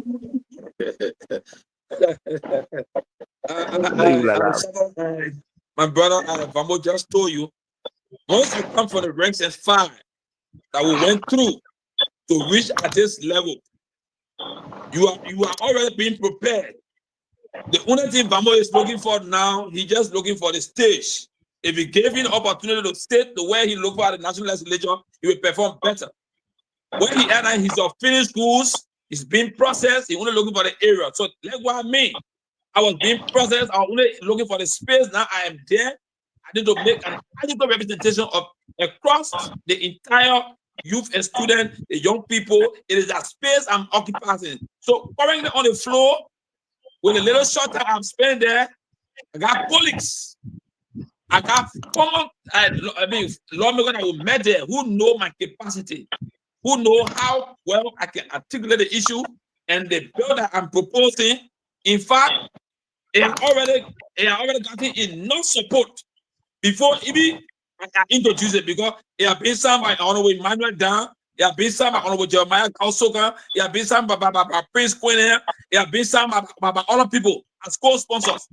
In fact, when I introduced the bill, Ellen Ator, representing Ellen Ator from Margiri, she argued that bill, in fact, we should open it up. I've seen them to discuss the law making about that kind of bill. I represented Jerry Yogo, argued that bill should be open. Representative Ellis Bordnois from Sino, argued that bill, it means well, we should open that bill that same day. But the speaker said we should send it into committee, the committee should come and make a report. So the bill, there are a lot of people on the floor who are waiting that bill to have it put on our and for them we pass it. So the bill is something that a lot of people they are yearning to listen to it. They are already ready to go share copy with them. They are ready. They're just waiting for it. When it comes on the floor, we pass it to the Senate. So the lobbyistic power, the ability to talk to my friends, my colleagues, is there. Let go myself. When I have a bill that I know is very strong for Liberian people, they will support it. And one thing I know in the 55th, whenever you offer a bill, then the guys, the police know that they bill it mean well. They don't stay that long in committee room. They will work on it and put on the floor, and they will pass it to the Liberian Senate. So I can assure you, I have the capacity, I have the rapprochement with my colleagues, and then we all are working together. We make sure we do the Liberian people work because the bill is not addressing my comfort, but rather addressing the Liberian people and the resources and I work to go on. Well, we want to thank you for joining us tonight. Representative Anthony F. William, the man who defeated former Speaker Bokwa Chimos. You got our history. We can't take that history from you. We want to thank you for joining us tonight, and we wish you well as you advocate for the passage of the bill. Thank you for joining us. Thank you, Sobo, and then thanks to my brother Fambo. And then thank you. We'll be looking forward to all of you. Like I said on EOPC, I think OGF also have an interest. Clarence been reaching out to me to go and talk about the bill. Today, again, I was called by somebody from the legal, the Justice Ministry, also telling me about the bill. The bill is a good bill. They will also be waiting to when we call for public hearing. We should call them to the public hearing so they can also support the bill in terms of the importance of it. So I want to say thank you very much for using your platform to elevate the bill. And I encourage you. I will try to share the soft copy with you on your WhatsApp so that you go through it and be able to have real argument to help us to study the bill so that at least our book can get work, because it will also create job for people who are that working, who have all of the expertise, have all of the education, will also help them provide job for them too. At the same time, provide productivity, effectiveness, and after oversight to the land ministry agency that will have independent board chairs, board members be presiding over them. Okay, thank you very much. We have to discuss this quickly before we go. Lawmakers, you can quit. You can take your exit. We really want to thank you for coming. Okay, let's try to play this tip quickly. That has to do with the Minister of Finance when he spoke at a meeting in Washington where Liberia's energy sector received a significant boost. Let's try to play that tip quickly, and then my colleague Edwin Fumble and I will talk about that. If hopefully we can open the lines and then we'll call it a quit. And let's talk about that video quickly. And the government and people of Liberia, let me extend our greatest thanks and appreciation to Skatek and our team at the Liberia Electricity Corporation, and to the sector leader, Honorable Wemote and his team, and my team at the Ministry of Finance. We've worked collaboratively over the years to make this day happen.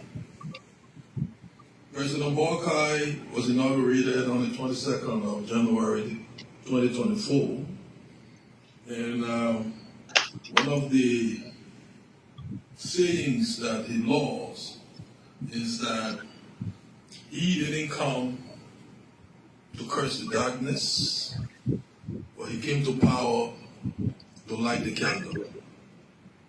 And every day in Liberia, whether it's through road expansion, what we're doing in hospitals, drugs, education, where we'll soon be launching the construction of 100 schools across the country.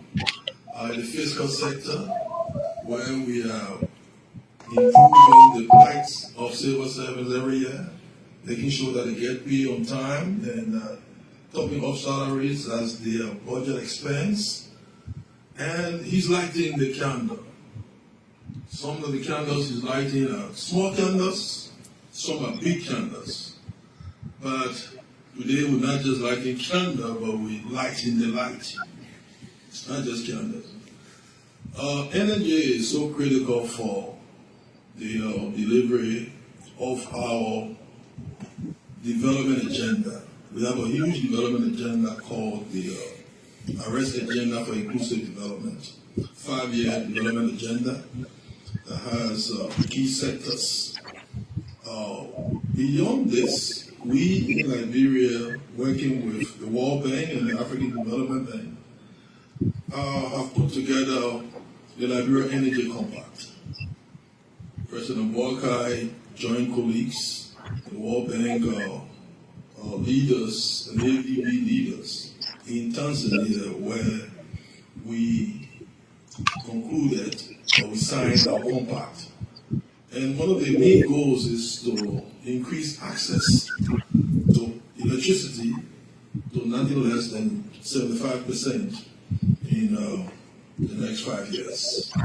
Some may think that is ambitious, but President Boakai and the team are ambitious. Our duty is to stretch ourselves to the limit, working with partners like you to achieve, not just to achieve that target, but to surpass the target. And from what I see happening, the pace, the energy, thanks to my colleague, Sharif, and the team, who have come with renewed energy, I think that we will surpass the target. It is not just generation in terms of hydroelectric or rehabilitation, but the private sector. Oftentimes we talk private sector, but this government is walking the talk.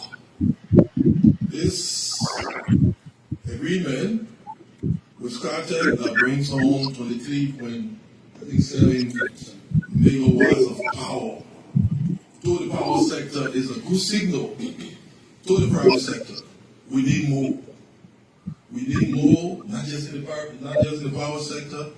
We need more private sector engagement, investment in Liberia. The opportunities are huge. Liberia is on the way forward. So let me say thanks to all of you.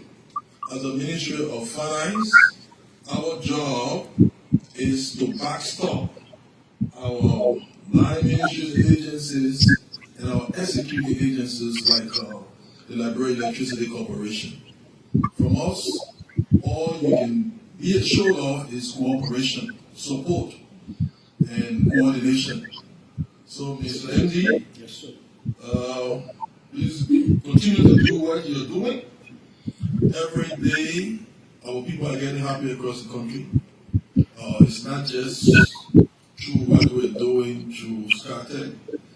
I think just this morning I saw a post of our citizens in Cestus, Riverside County. They are happy that we are turning the lights on in Cestus. We are happy that we are turning the lights on in Barclaydale. We are happy that we'll soon be turning the light on in Greenville. It's not just a Monrovia-centric development, but it's a development that is focused across the country. So we need to power the country. If we power the country, we'll make it easy for business.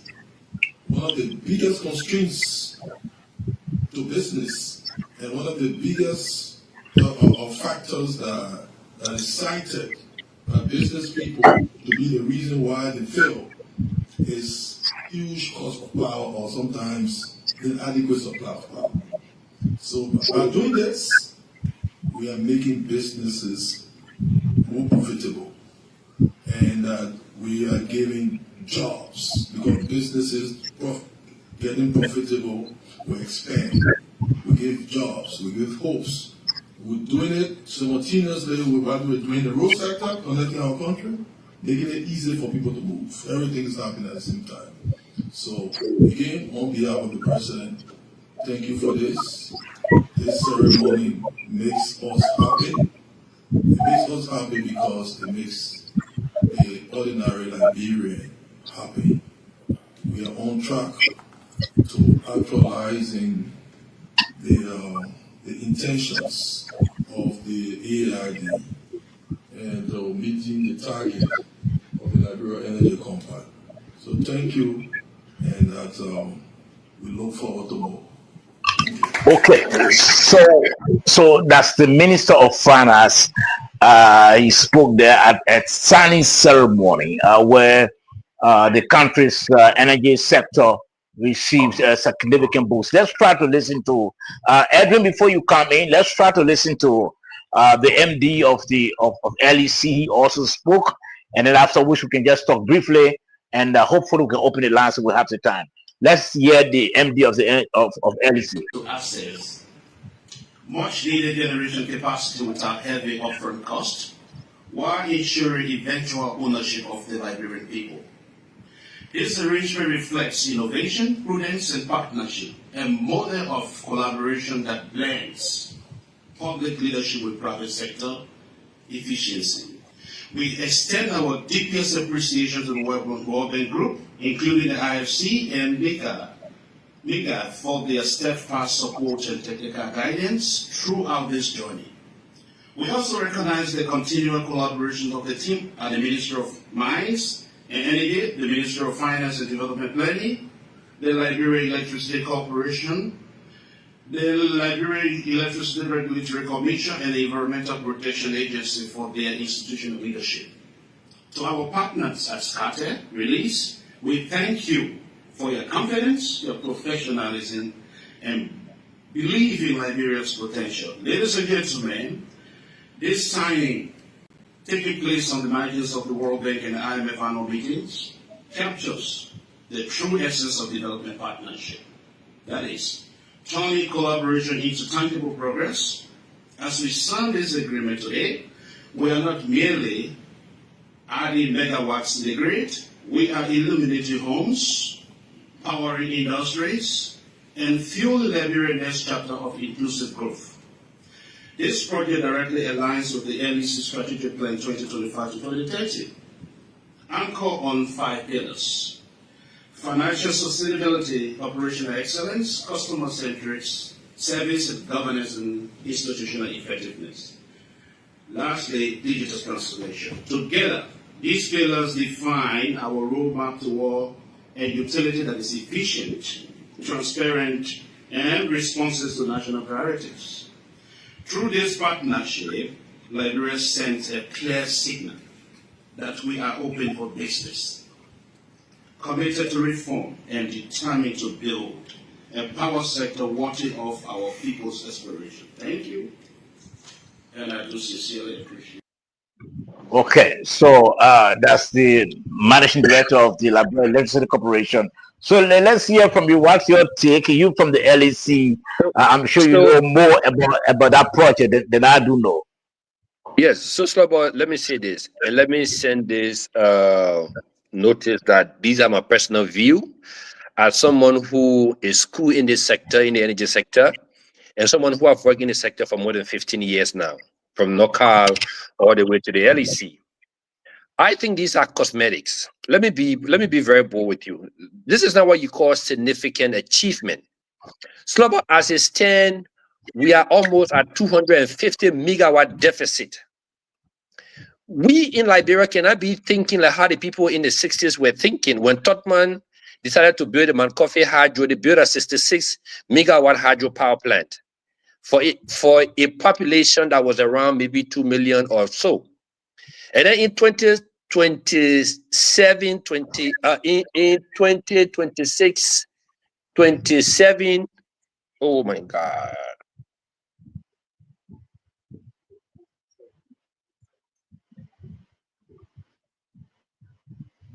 You're listening to the Nighttime Heat. That's the Nighttime Heat right here on Plum FM 105.5. This program is also being relayed by Radio Gagema in Nimba County, Radio Kwatika in Bon County, and of course Radio Wologisi in Lofo County. No, we are right here. Okay, Yes, no, Makuri sorry. is back. Yes. Yes, sorry, I went off. And then in 2006, 2007, we came back and built an 88 megawatt, and in fact rehabilitated the existing Man Coffee. Between that time to now, we have not built any other hydropower plant. You cannot be looking at a country that is growing in population and still doing the same thing. Yes, it's commendable that we're starting with a 23 megawatt, but that's insignificant. Like I said to you, we are in the deficit of more than 200 megawatt as we speak. What we need to do, you see, I've gone through the whole, how they call it, energy compact.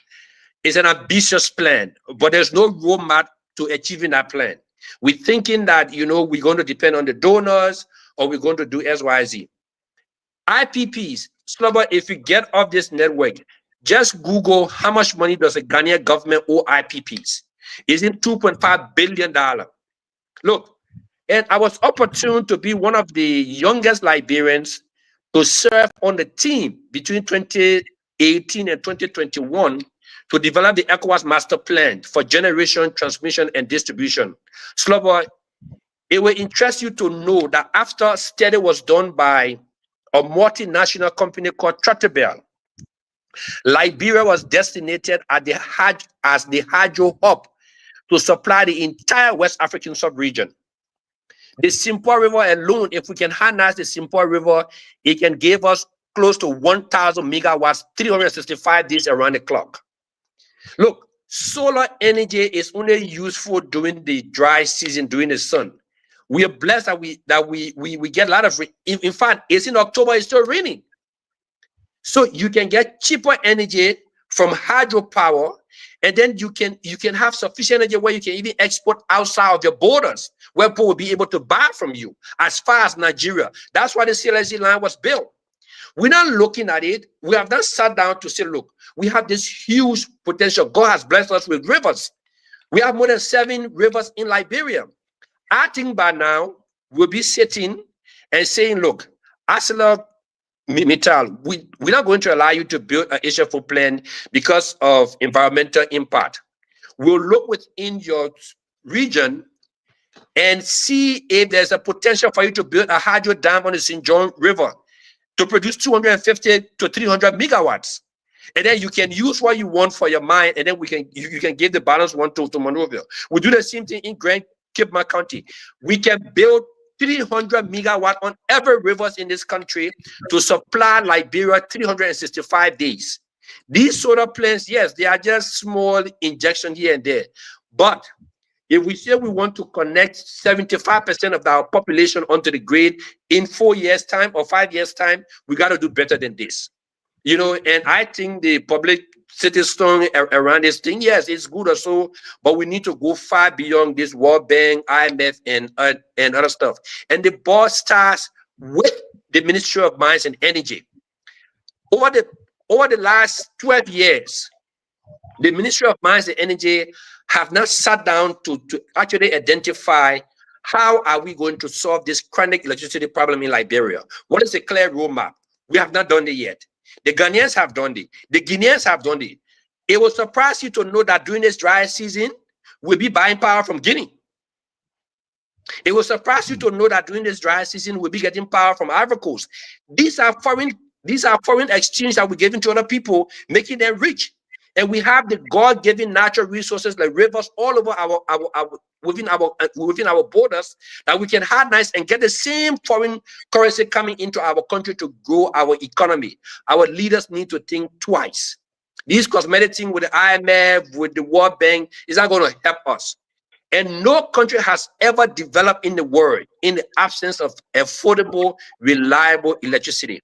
As we speak today, the people are now going around the world looking for affordable energy. This whole thing about AI is going to need huge electricity to store data.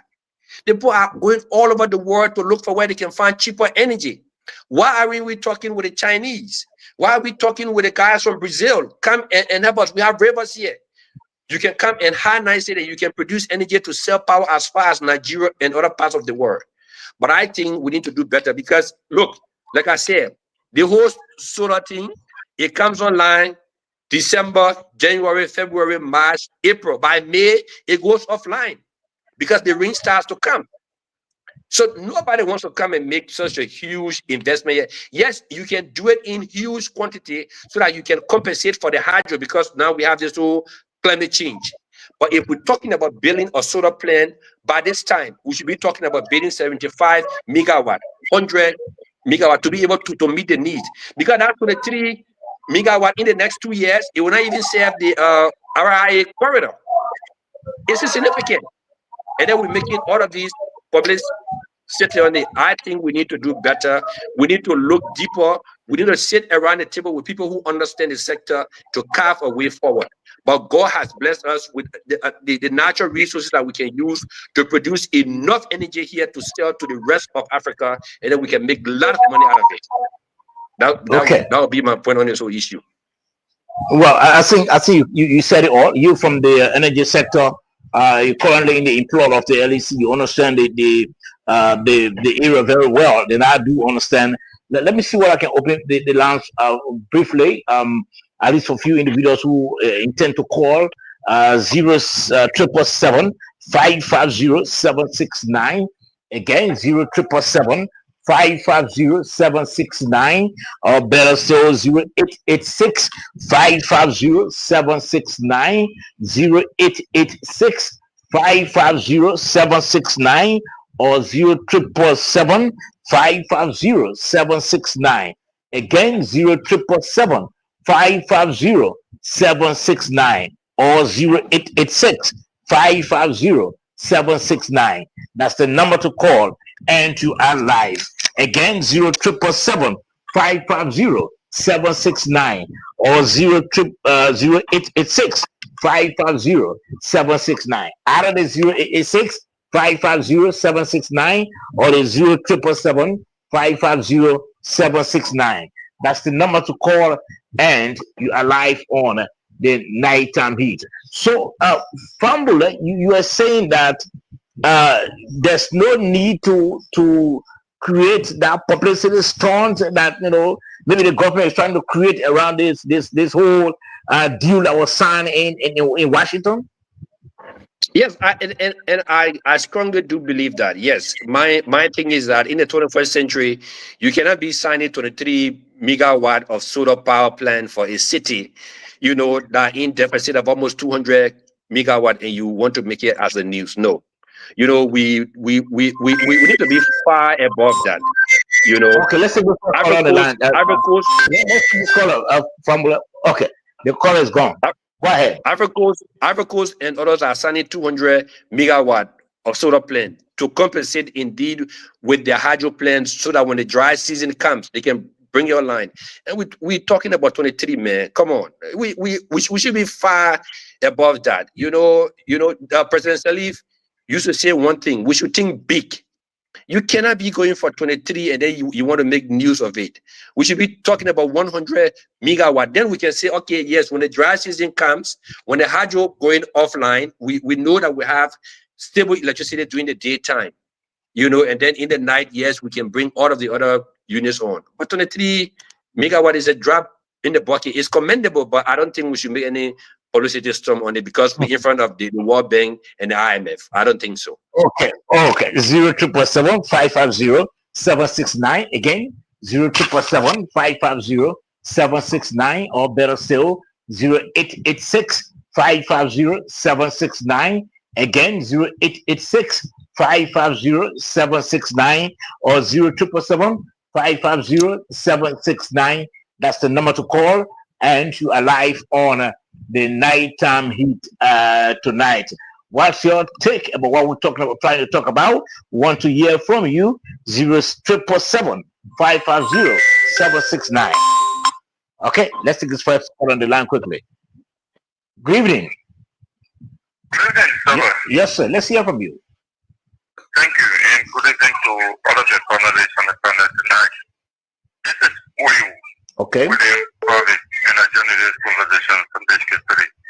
Well, let me appreciate all of you tonight for the correct talking point, and thanks to Anthony Williams, the guy who did that from a speaker. I think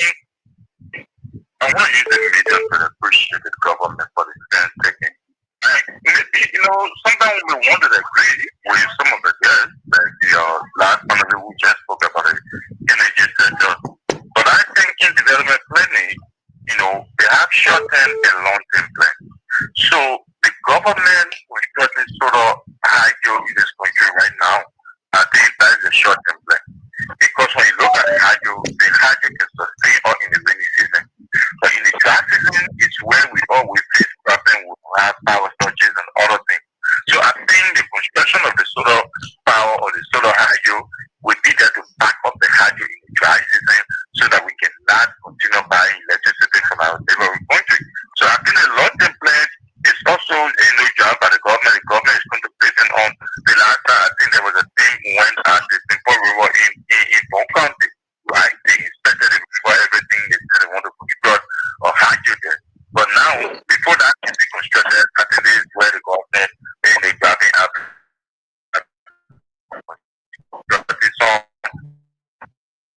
have to keep up the nickel ride. So I think the government is on board, and let us appreciate them for the little step that is taking. Thank you. Okay, many thanks. 0-777-550-769. Again, 0-777-550-769. Or better still, 0886-550-769. 0886.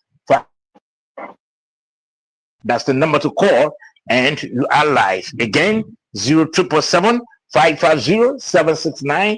Again, 0-777-550-769. Or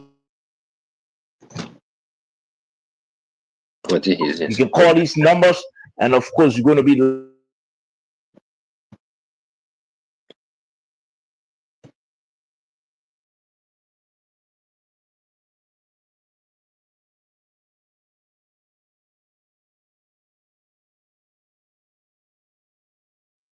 I think Mr. George gone off, but he should be coming back.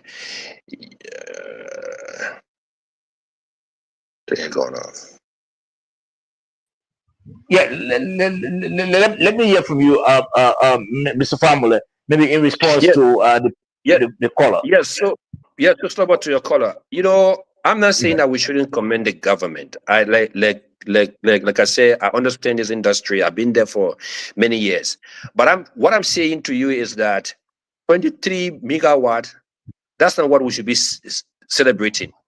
We should be talking about 100 megawatts. Because even as he's saying now, the current hydro capacity is 88. And even that, we're still importing power during the rainy season from other countries. Which, of course, it means that we're sending foreign capital to other countries. We're taking money from here to pay to Ivory Coast and then subsequently to Guinea. So we need to now start looking at it and saying, look, let's have a national policy around this energy sector. We're blessed with 6 or 7 major rivers in our borders. How can we now start planning to say by the year 2030, we should have at least one hydro plant on every major rivers that are producing up to 200 to 300 megawatts. Those are the kind of plans that government needs to now start looking at and say, how are we going to do this? And you can find investment almost all over the world that will be able to come and invest. Just let them know that you have a market through the CLSG network. Secondly, if you want to actually fight the dry season problem, it's not going to help. The 23 megawatt is not going to be the solution. Even the 20 that we have at Mount Coffee is not going to be the solution. You will need up to 100 megawatts. So look, if you want to do something, do it once and for all so that you be able to solve the problem. But this merry-go-round thing, you do it small, then you go around again and come back. That's not the solution. We need to find tangible solution to the energy crisis. It's just been too long. Do you know that in the last 6 years, Guinea has built a hydro dam almost in the tune of 400 megawatts? Guinea. So we are now about to start buying power from Guinea. Liberia, and you have 6 major rivers. And from the studies, those rivers do not get dry totally during the dry season. The reason why Mount Coffee goes dry because Mount Coffee was built off the Mean River territory.